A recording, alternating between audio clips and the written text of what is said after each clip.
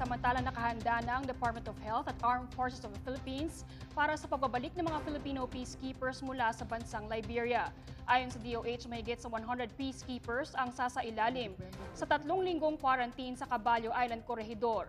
Pinag-utos naman ng AFP sa isang Joint Task Group Liberia na bigyan ng kinakailangang medical at recreational facilities ang nasabing mga peacekeepers. Kabilang na ang internet access at cable television upang mayroon silang libangan.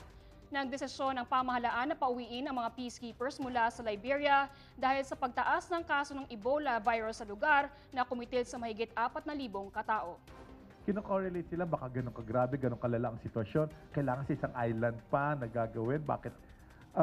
Kaya ayaw na natin sa community, sa mga barracks na initially identified is baka mag-create tayo ng panic sa community, kung saan sila dadalhin.